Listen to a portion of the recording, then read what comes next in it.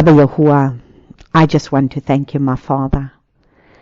I thank you for what you are doing in this hour. I thank you for who you are and for what you do. I thank you for this wonderful time and this wonderful season that we are in, as we are in this 6th month, a month of where man was created on the 6th day.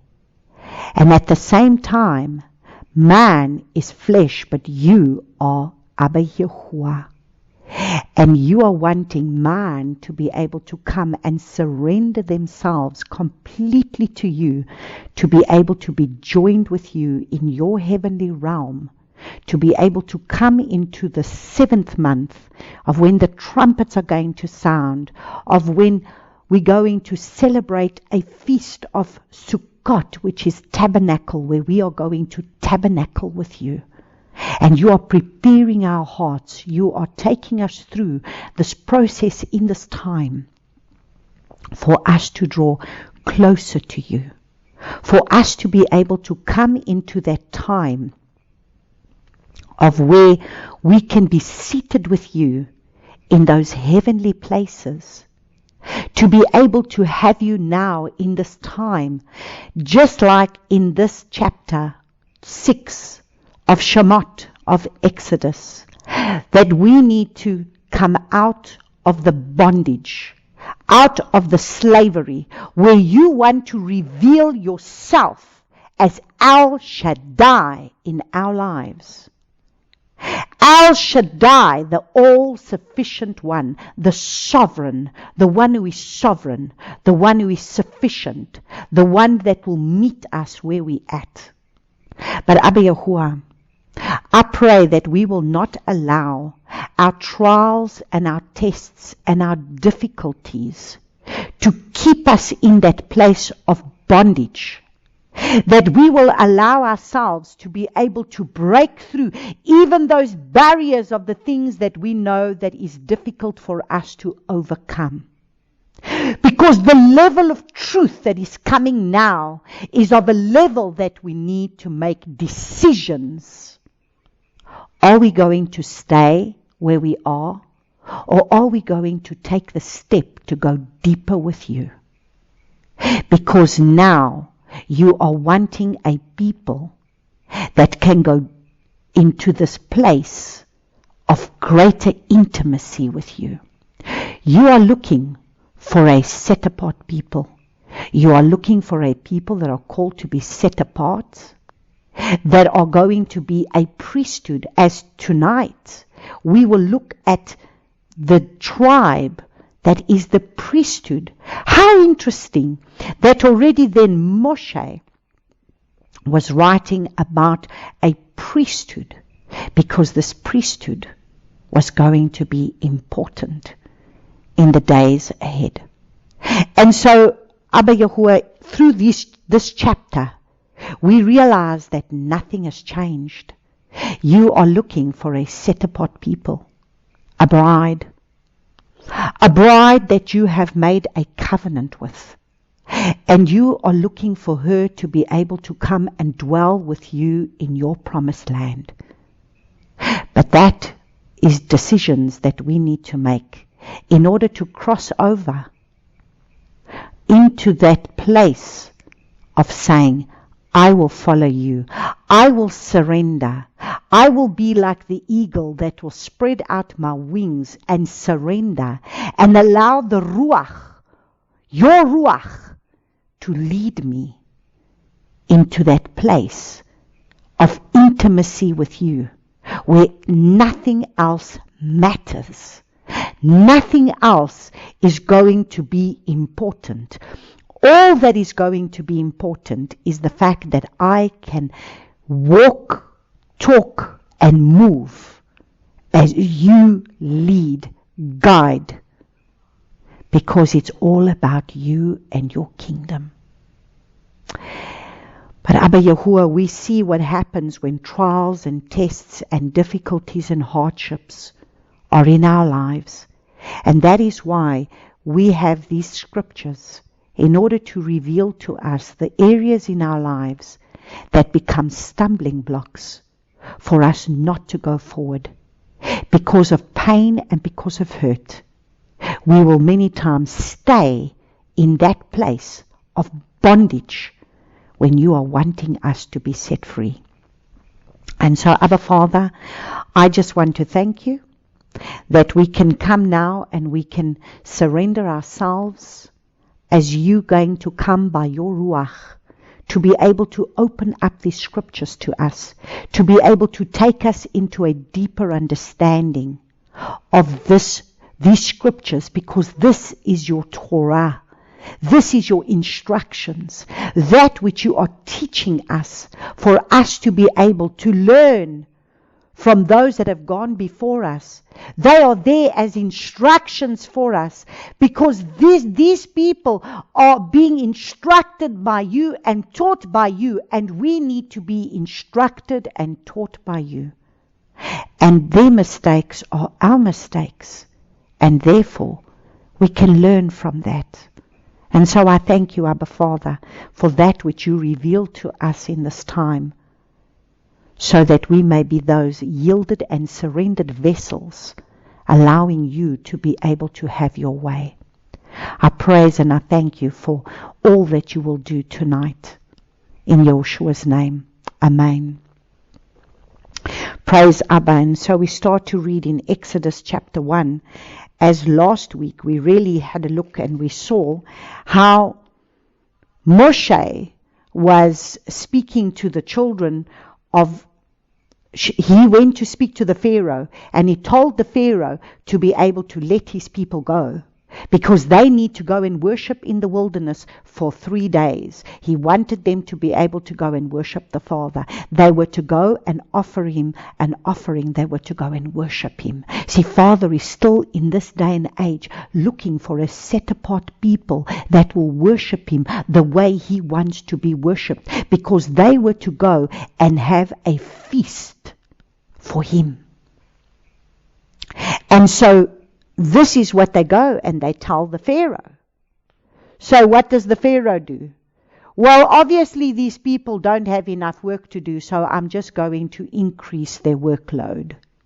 And so now he tells the people that are the ones, the slave drivers, the ones in charge of the slaves, to say, from now on, they are not to gather, you are not to give them straw, they are to gather their own straw. And so therefore, their hardships become even harder for them. They've still got to produce the same amount of bricks, but without the straw being given to them. So this brings a difficulty into the children of Israel, because all of a sudden now they are upset and saying, what have you done? You coming over here and all you've done is come and made it worse instead of making it better.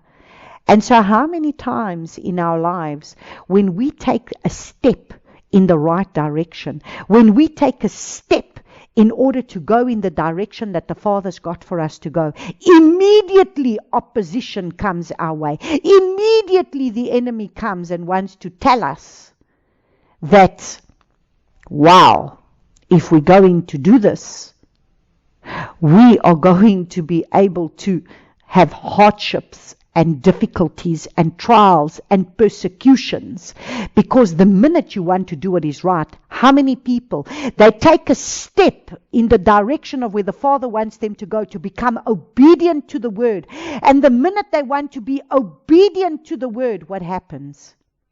The enemy comes and starts to speak lies in their head.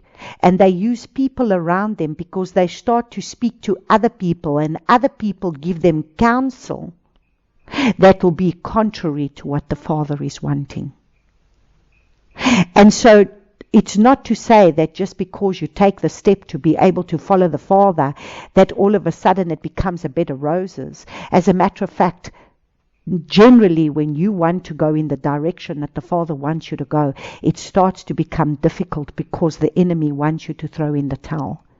The enemy doesn't want you to be able to come into the level of truth that can set you free. Do what it is that you're supposed to do to be set free.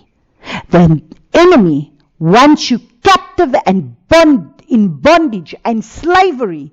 He wants you in slavery to him. And so sometimes, even though the things need to become difficult, but eventually it will get better. But you got to endure. You got to continue to endure. You got to run that race. And this is the thing. When the race gets difficult, when all of a sudden, if it's like one of these races, that it's that last stretch, and the body is getting tired, and the muscles are burning, and everything is burning in your body, and you just want to give up. Yet, you have to tell your mind, I don't care what this body is feeling right now. I have to go a little bit more. I have to go past that place of my burning body to be able to get to the finish line. And this is what the Father is having to require of many. And that is why many are going to fall. Many are going to fall from the place, because you see, as the stake gets higher, as the race is going to, the end time, it's going to get more and more difficult. And there's going to be many more that are going to fall off, because it becomes more difficult as you go along. Because the level of truth becomes more difficult. And then you're going to have to surrender more. And to be a witness for him means you need to stand through the trial and through the test. So, we start in chapter 6 now, where Moshe is now going again to be able to come before the Pharaoh. And Yahuwah said to Moshe, now see what I do to the Pharaoh. So now Moshe has gone to the Pharaoh, and he has said, he's spoken and he said, and Moshe, so let's just read from where we ended off. And Moshe returned to Yahuwah and said, Yahuwah, why have you done evil to this people? Why did you send me? For ever since I came to Pharaoh to speak in your name, he has done evil to this people, and you have not delivered your people at all. So you see, this is what happens. Many times, the minute we take a step in the right direction, we think, wow, all going to be wonderful, everything's going to go well. It's not always the case. It hasn't always happened like that. And so Yahuwah said to Moshe, now see what I do to Pharaoh. For with a strong hand he is going to let them go, and with a strong hand he's going to drive them out of his land. So understand, he again speaks to Moshe. Again he's telling Moshe he is going to let them go. So you see, Moshe gets very encouraged to say, okay. He just doesn't understand. Remember what I say. The Father doesn't always give you the hardships that you're going to have to go through. He shows you your call. He shows you the end at the beginning, but He doesn't always show you the journey that you're going to have to go through in order to get to what the promise is at the end. He might tell you the promise. He might tell you this huge prophetic word, but He doesn't always tell you how you're supposed to fulfill that prophetic word.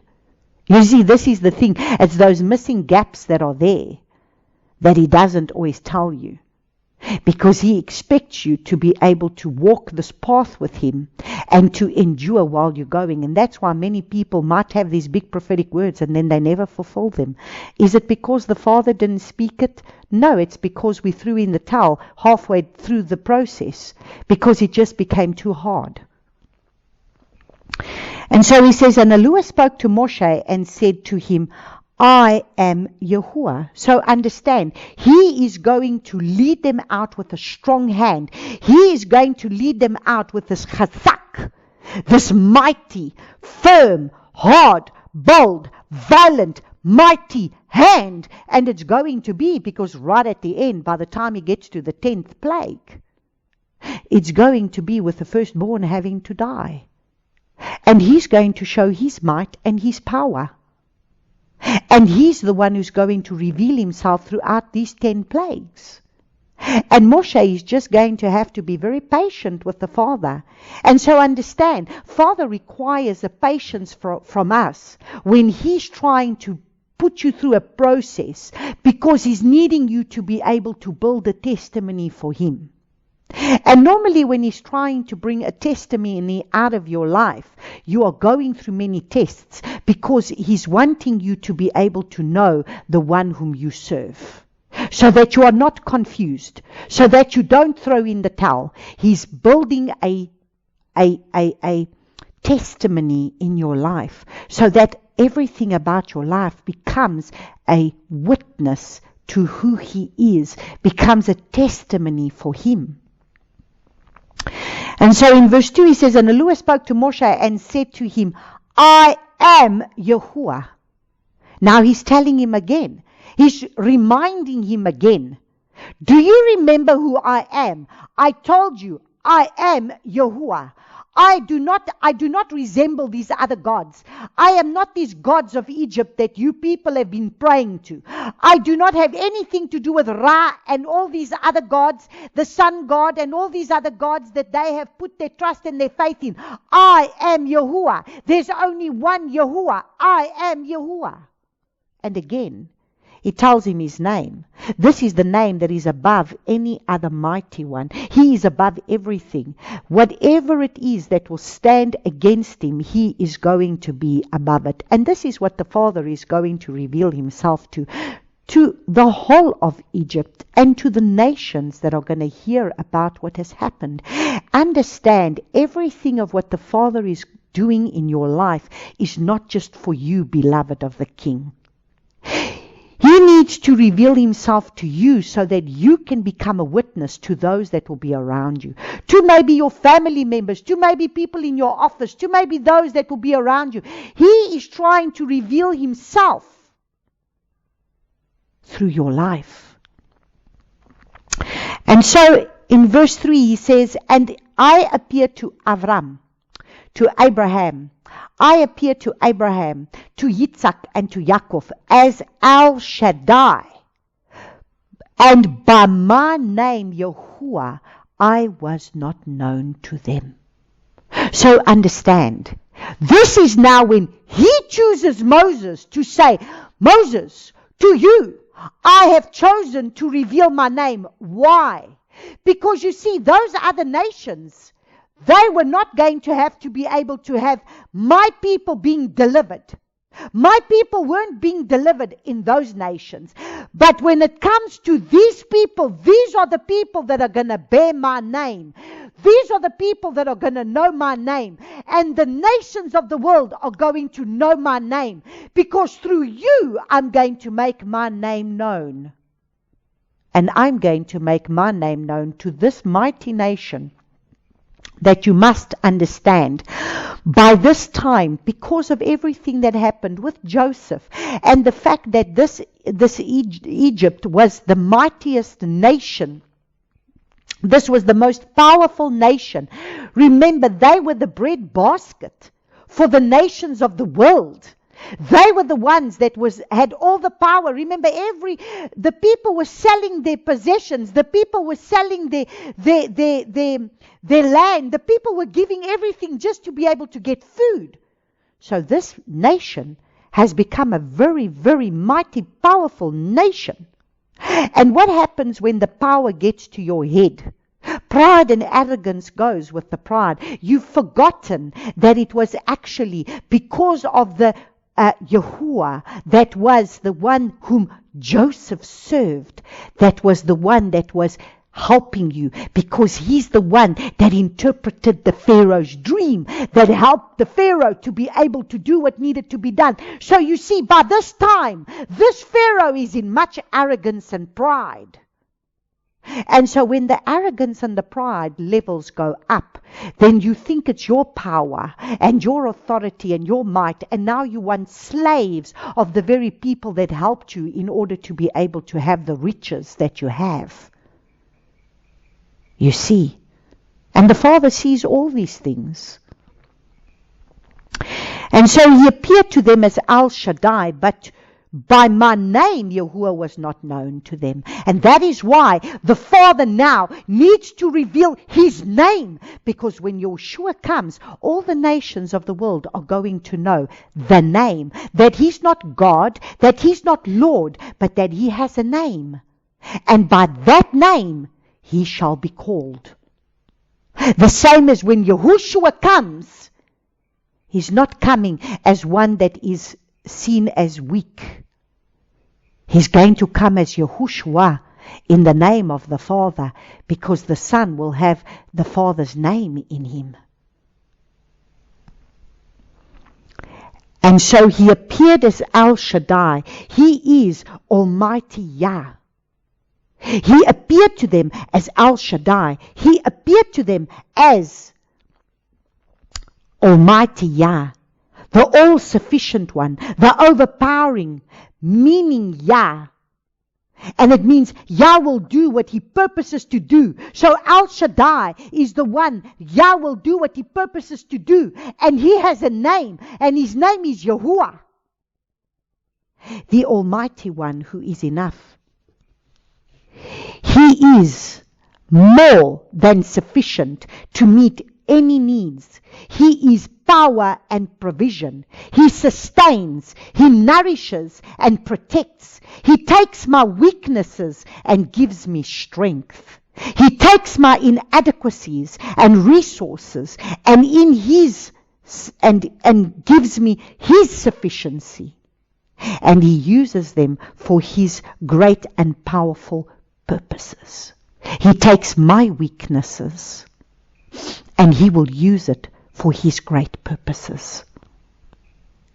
And so Shaddai is Almighty. He is the creator of all things. That is the characteristic of El Shaddai. But he has a name, and his name is Yahuwah. Remember, El Shaddai is a title of a characteristic of who he is. And this is what I've read to you, the characteristics of El Shaddai, the all-sufficient mighty one. But he has a name, and his name is Yahuwah.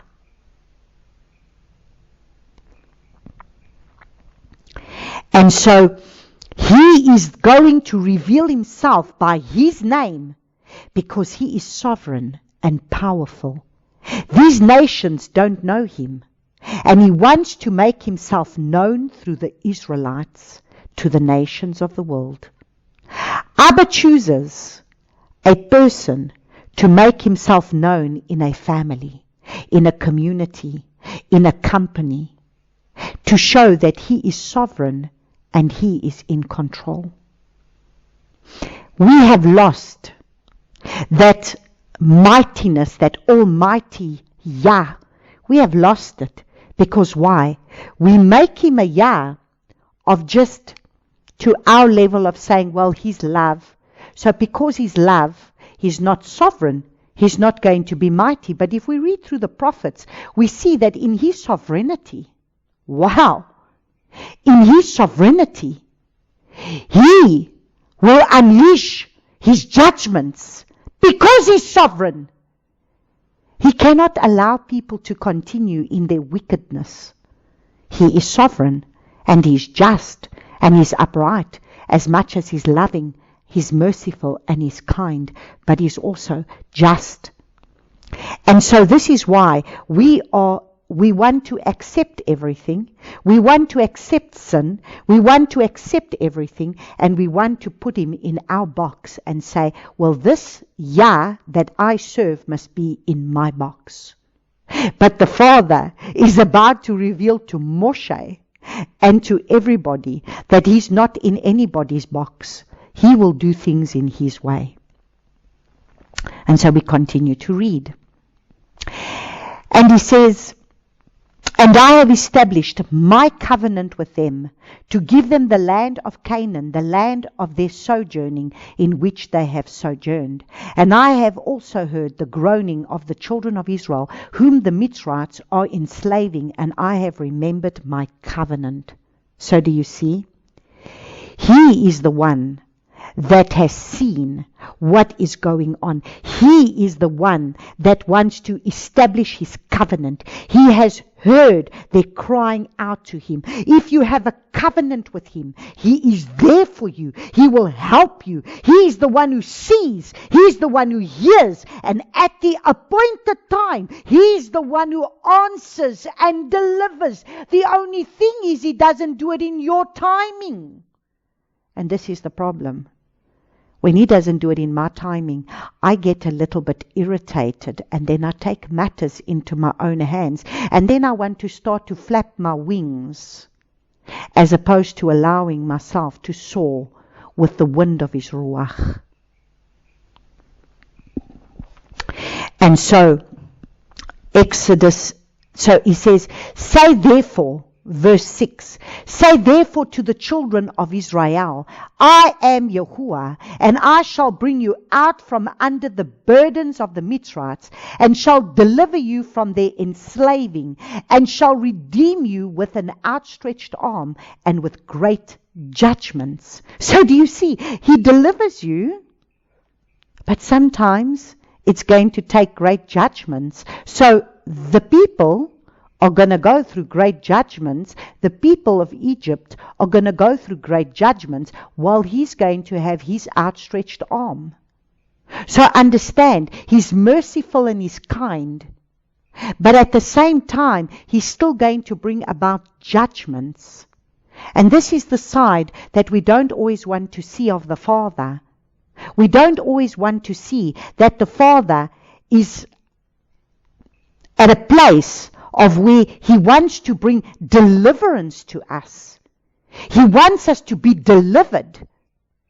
But many times there is a difficulty that must happen. So the same as right now, people are crying out and saying, come Yeshua, come Yeshua. And yes, Yeshua wants to come. But before Yeshua comes, there are many things that need to happen that is going to be his judgments that are going to be unleashed upon the earth. And that does not mean that we are not going to have to go through those difficulties in the beginning. The same as we are going to see, as we are going to look through these from next week and the weeks after now, as we start to look at the plagues. They were not spared from the first 3 plagues, I think it is. They were not spared. And only afterwards he started to protect them. So sometimes in the beginning, like now, with this plague that hit, there were still people of Yahuwah that were affected by this plague. There were people that died in this plague. And yet they served Yahuwah.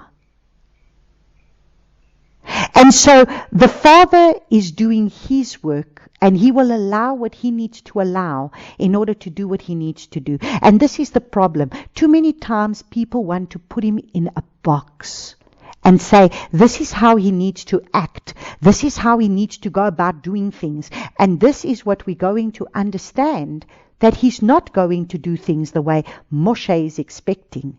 And he's not going to do things the way the Israelites are expecting, but he's going to do it in his way, in his time.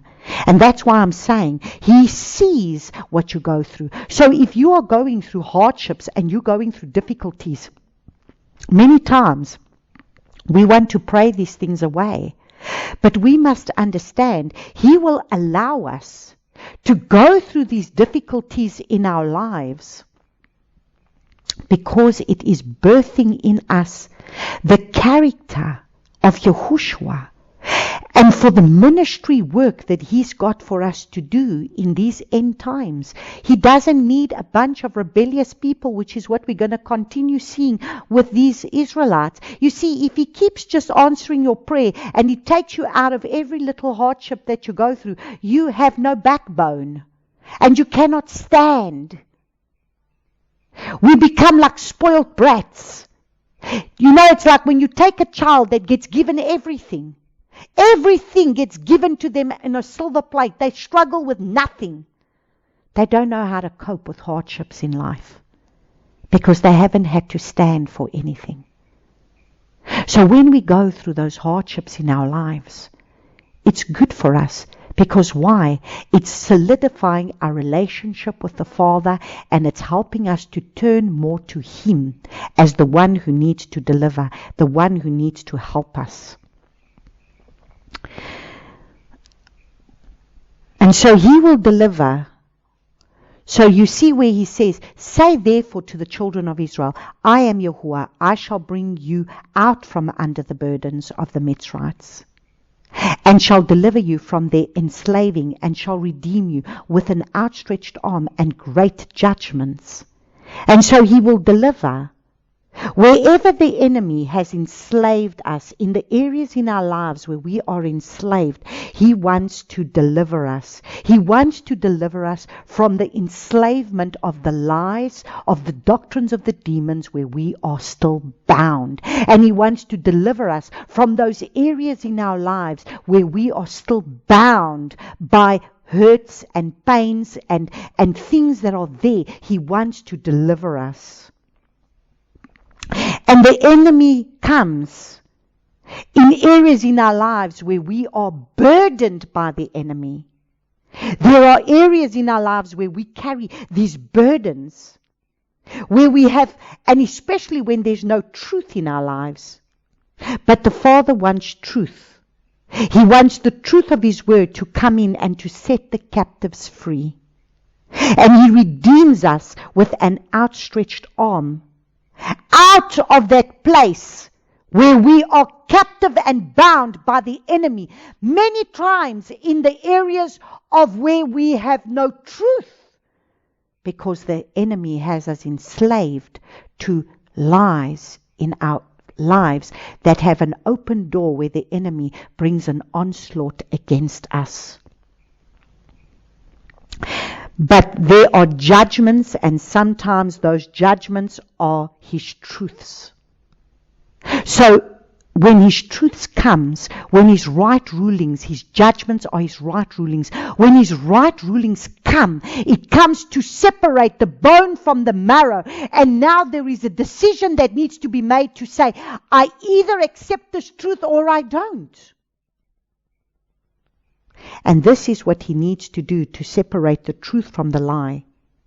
And we need to be His witnesses to stand for the truth. And that will judge all that is wrong.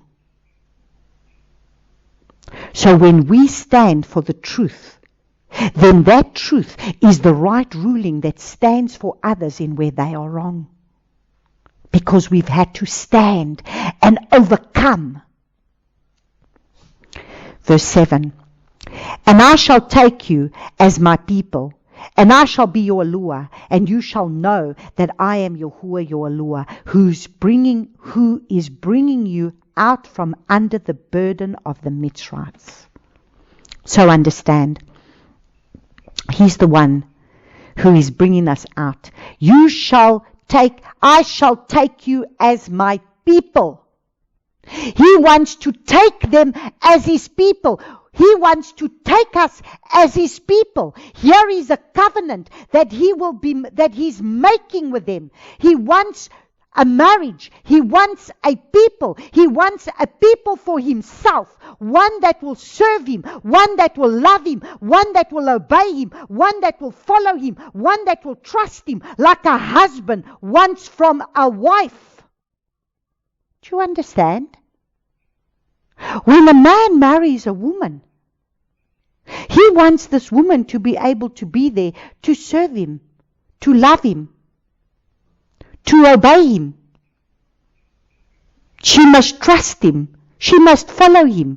Because he's the head, he's the leader of the home. And she's going to have to trust. And let me tell you something. If he's not walking in the way of the Father, then you're going to pray double that man hears. And many times, let me tell you something. It's not because it's going to come out of your mouth that he's going to change. It's going to come from the Father, and the Father will lead him. But he needs you to be able to intercede. And so he's looking for a wife. He's looking for a people. That I shall be your Eluah. He wants a people that will be His, and that He will be their Eluah. And you shall know that I am Yahuwah, and you shall know Him by His name. You are not just know any people. You are a covenant people that will know him by his name. Who is bringing you out from the burdens of the Mitzrayim. Who is wanting to deliver you from all the areas where you are captive in your life. What areas in your life are you still captive? He wants to deliver you. So the more intimacy you have with him, the more you get closer to him, the more he reveals to you the truth that he wants you to follow. And sometimes that truth is not quite what we want to hear. But he's the one who wants to take you deeper. He's the one that wants to take you closer to him. Verse 8. And I shall bring you into the land which I swore to give to Abraham, to Yitzhak and to Yaakov, to give it to you as an inheritance. I am Yahuwah. Look how many times he says, I am Yahuwah. I am Yahuwah. I am Yahuwah. He is magnifying his name. He is trying to say to them, do you not understand? I am. I am Yahuwah. There is no other besides me. I am the creator of the heavens, the Shamayim. I am the creator of the earth, the Eretz. I am the one that's created the heavens and the earth. I am Yahuwah. There is no other besides me. What do you have to fear? What do you have to worry about? This is everything of what we are learning as we're working through Isaiah now, chapter 40, 41, 42, 43, 44. He's telling them, who are you wanting to put your trust and your faith in?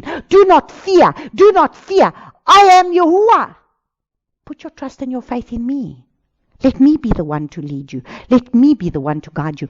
I am the one that is going to take you out from under the burdens of Mitzrayim. I am the one that's going to take you out from the burdens of the things of this world that is holding you captive. I want you free from these things so that you may serve me in spirit and in truth.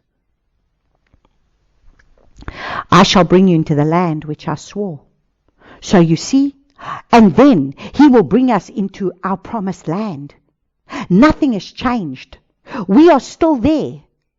He's still looking for a set-apart people to inherit a promised land, where these people will be able to reign and rule with him in the land. Understand something. The land of Israel right now is not a land of freedom. It's not the promised land that has been promised where he is reigning and ruling. Those people are still not in freedom because every now and then they got bombs going in that land and they are in upheaval constantly. And so even though the land is there, that is the promised land.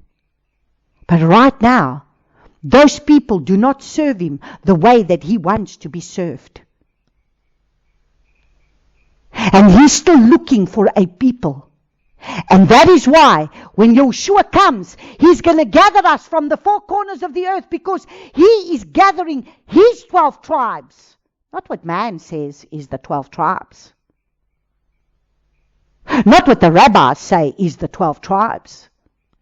Those who follow the Lamb, those who follow Abba Yahuwah, those who keep his commands, but those who follow the Lamb wherever he goes. It's the fullness. Spirit and truth. Not following customs and traditions of man. Following the Lamb. And he is going to gather his 12 tribes. And that's why in Revelation chapter 14 it says he is sealing off 12,000 from Yehudah, 12,000 from each tribe of the 12 tribes. He is sealing them off. Why? Because they are the selection that he's selecting because of their set apartness unto him. He doesn't select you just because you happen to come from the tribe of whatever tribe. You need to have the criteria. And so he's still today looking for a people. You need to understand something. He's giving them this promise here. He's saying, I shall bring you into the land which I swore to Abraham, to Yitzhak, and to Yaakov, and to give you as an inheritance. I ask you, how many of those original people that came out of this place of Mitzrayim entered into the promised land? 2 beloveds of the king, Joshua and Caleb. All the others were born in the wilderness. But those that came out of Mitzrayim, they did not enter in because of their rebellion. So do you understand what I'm saying to you? He is still looking for that same set-apart people, a covenant people that are going to be able to follow him and follow the Lamb wherever he goes. Nothing has changed. He's still doing the same thing that he was doing then. He's still looking for a people. He will make a covenant with them on Mount Sinai. But did they keep his covenant? Did they keep his covenant? Prophet after prophet after prophet after prophet was sent until eventually, here comes Yehochanan, John the Baptist. He gets sent. Repent, turn back. Then comes Messiah Yahushua. Now Messiah Yahushua has come. Still, they do not want to bow their knee and follow him. And so, verse 9, and Moshe spoke thus to the children of Israel, but they did not listen to Moshe because of the shortness of spirit and from hard slavery. So look and see now. So Moshe goes and he speaks all of this to the children of Israel, and he says, Yahuwah has a covenant with you. Yahuwah is wanting to be able to take you as his people. He's wanting you to be able to be his people. Yahuwah has made a covenant with Avram, Yitzhak, Yaakov. He's made a covenant, and he wants to deliver you. But what did the people do? Moshe spoke, and they did not listen. So you see, Father will raise up his servants that are speaking and speaking and speaking, and the people will not listen. They will not turn from their wicked ways. They will not turn from their sinful ways. And they, many times, in this case, they were bogged down by what? By their hardships. So do you see, Moses spoke to the people, but they did not listen and accept the words because of their hardships, their slavery, their shortness of spirit, which is the anguish, the impatience. So how many times are we impatient with the Father? Because the Father is still working on our process, but we're not willing to be able to submit. So we become impatient, just like they are impatient to say, well, you know what, I'm not going to listen to him now. I've had enough already. I'm impatient. And so we become vexed, and we are grieved, and we are discouraged, and we have trouble. And these are the hardships. You see, the hard, it says, and they had hard slavery. The hard is the severe, the difficult, the fierce, the intense, the harsh, the difficulty. That was everything of what they had to go through. And the slavery, which is the bondage, the enslaved, the labor. Many times we cannot accept and believe Yahuwah's word because of our hardships, because of our trials and our tests. We hold on to these things, and because of things in the past and because of the things that have happened, we don't want to take that step of faith with the Father, because you know what? He didn't come through for me there, and he didn't do this for me, and he didn't behave like he should have behaved for me there. And we are still holding on to all of that. And meantime, behind the scenes, Father is saying, can you not just take the word that I'm giving to you right now? Do not be looking at all these things. Why are you looking at all of that? Sometimes he doesn't answer. Not sometimes. Most of the time he doesn't answer the way that we would expect him to answer anyway. Because his ways are not our ways. His thoughts are not our thoughts. He will do things in his way.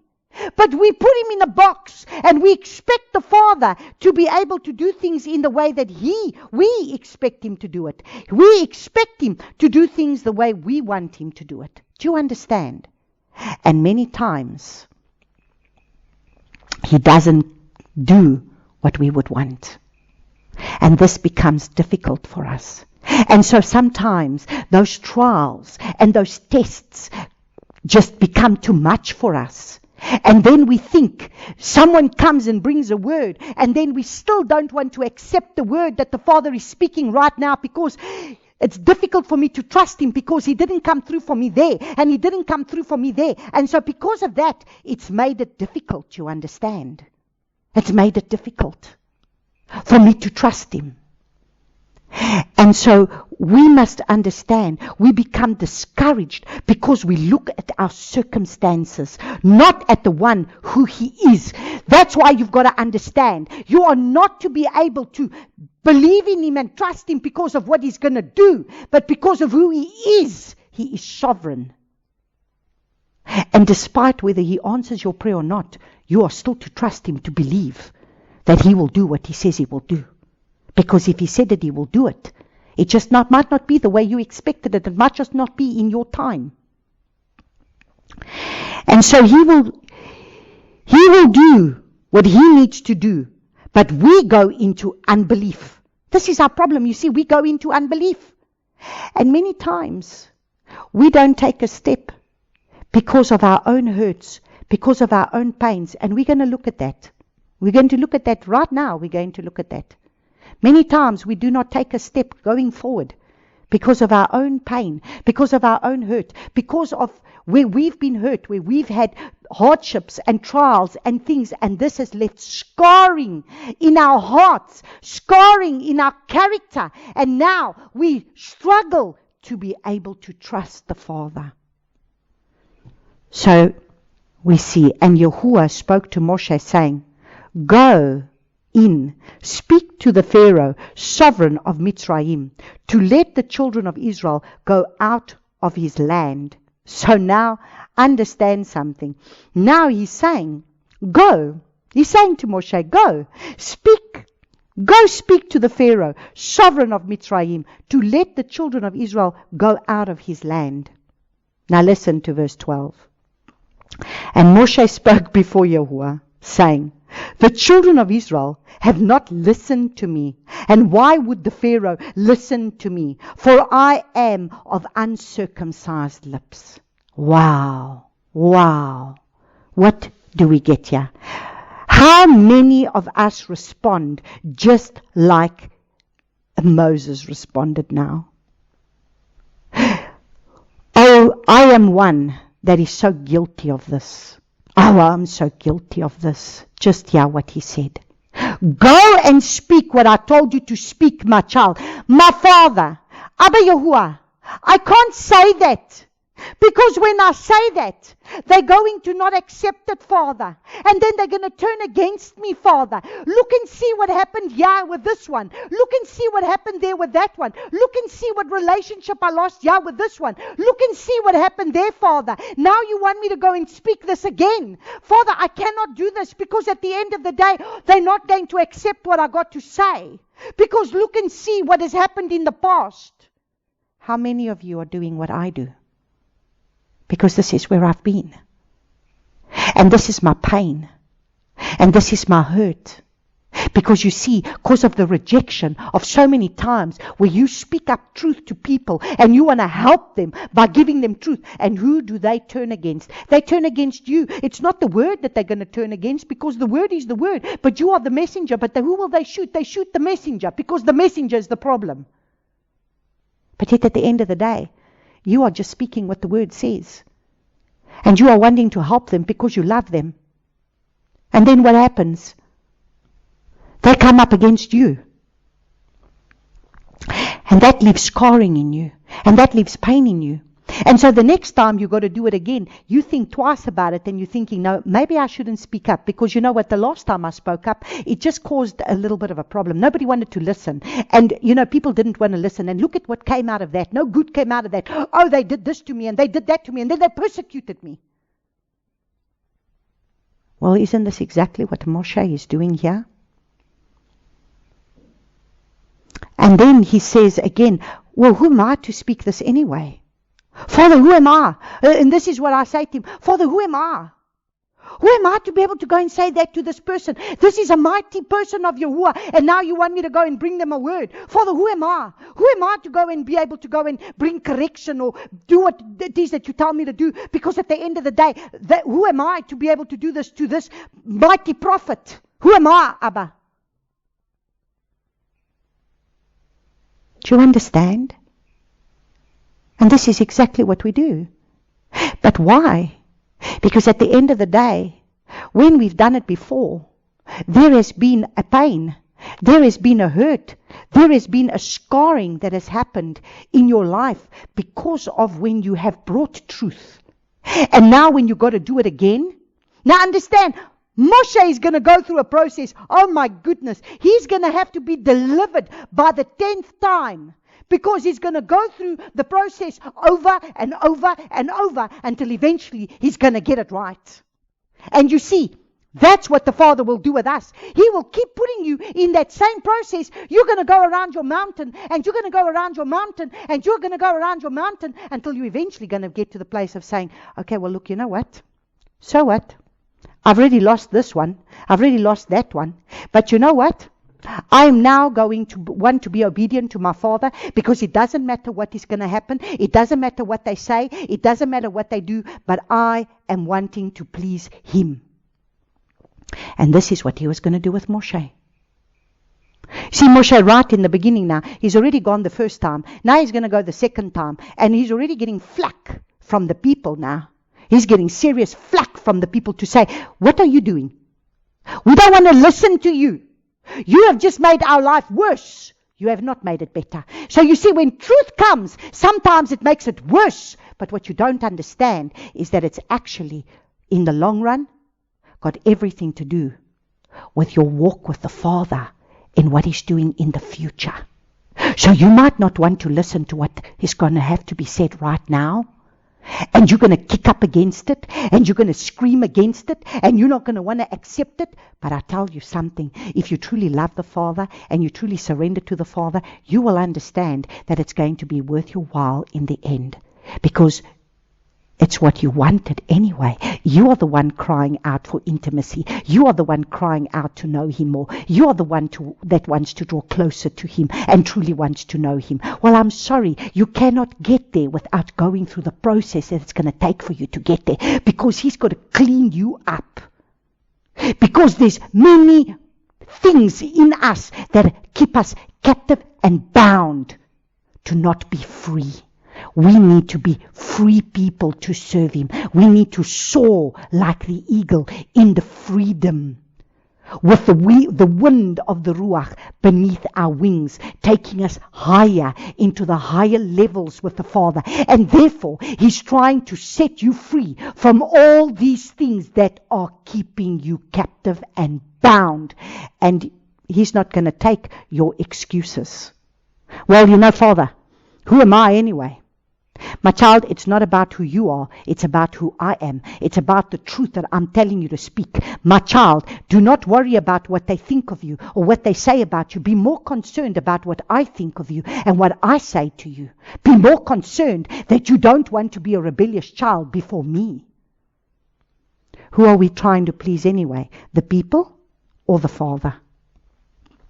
Because at the end of the day, these days, He's just saying to me straight, this is laying thick on me now. My child, if you don't speak that truth, I require their blood at your hands. So make your decision what you want to do. You best speak the truth.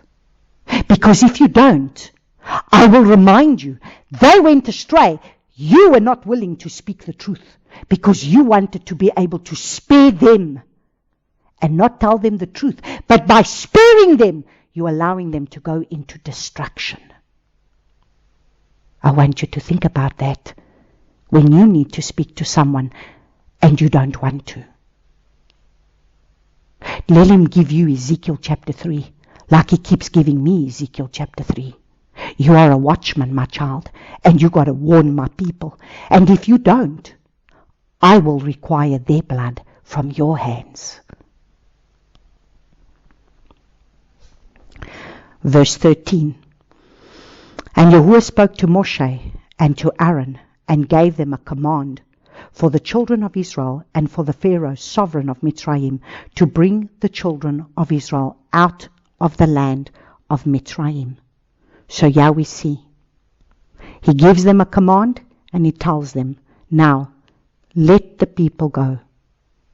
We are called to say what Abba tells us to say, even if people don't want to hear it.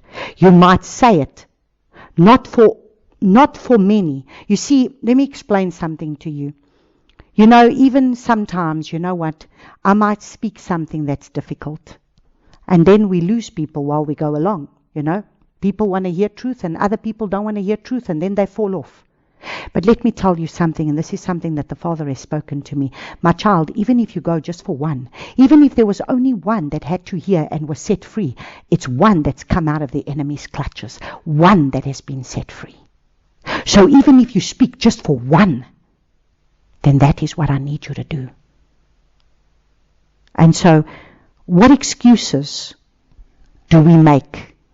What excuses do you make in your life?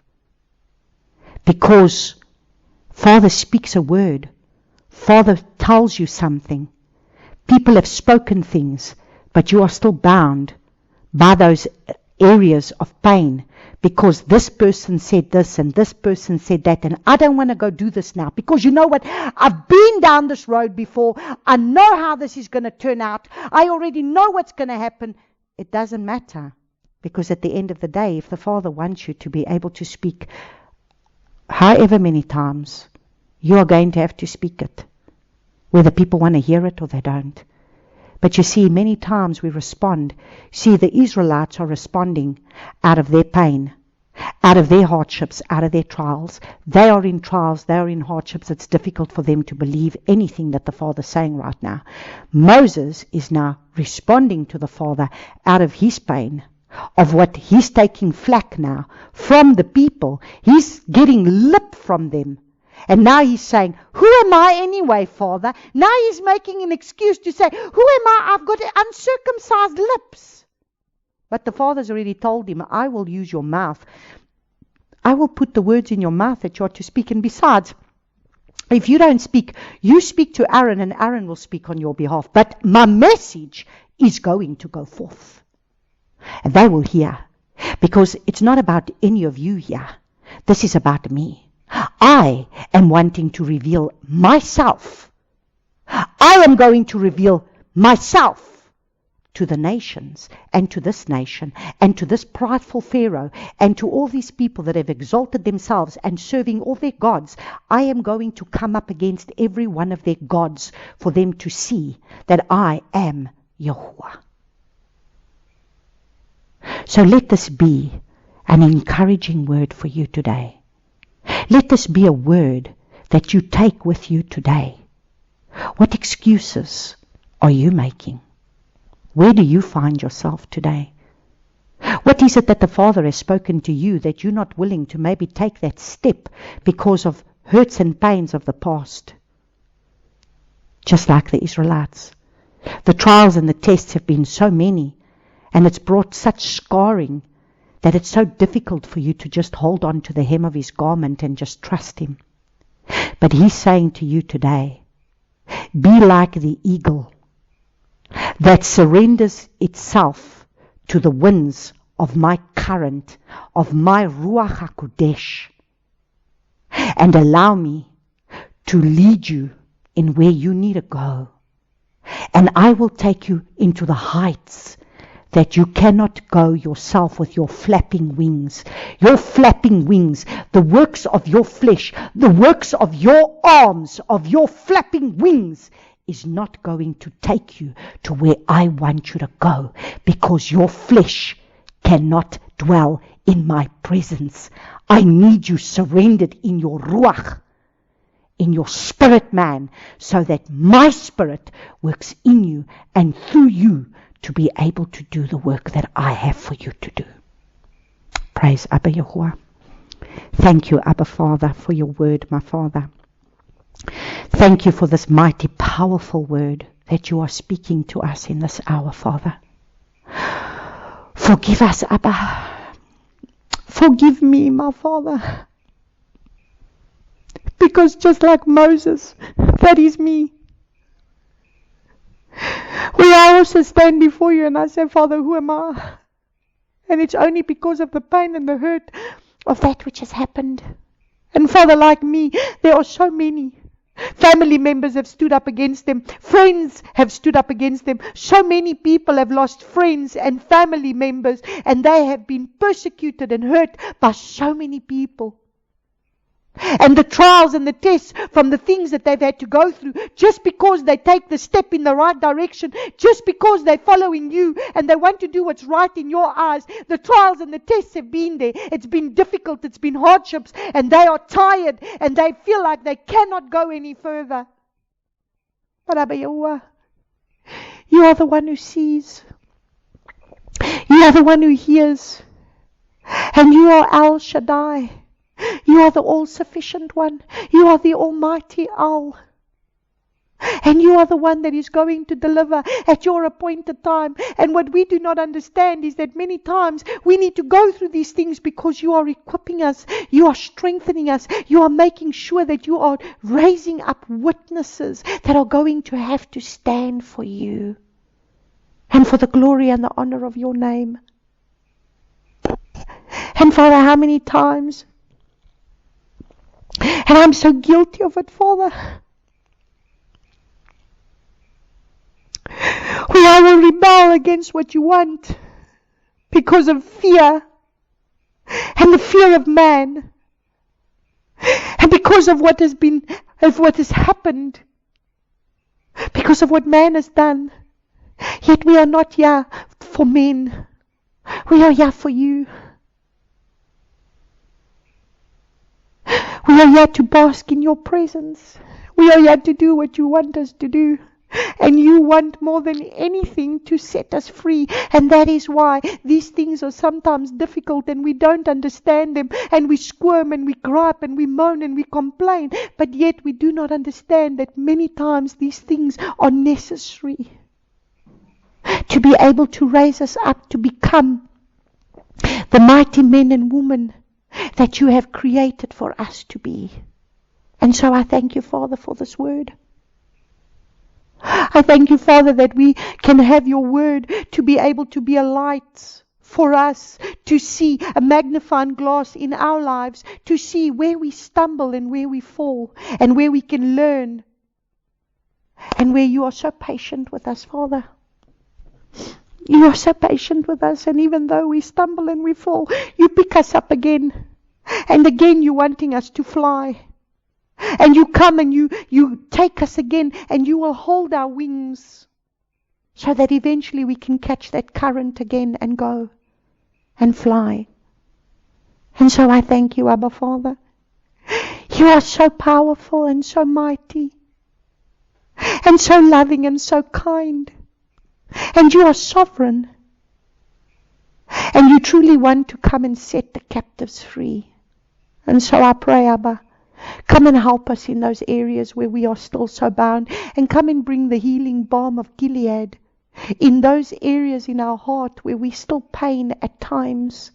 It still oozes. It's still oozing that pain. Come with your healing balm of Gilead and heal that area that only you can heal because of your love. Your love will come and close that wound and heal it completely, so that now that wound can become an area of where we can help others to be set free, and where we were bound in that pain. And so I praise and I thank you, Father, for your powerful word tonight. I give you all glory, honor, and praise for your word that comes and sets us free. In Yeshua's name, Amen.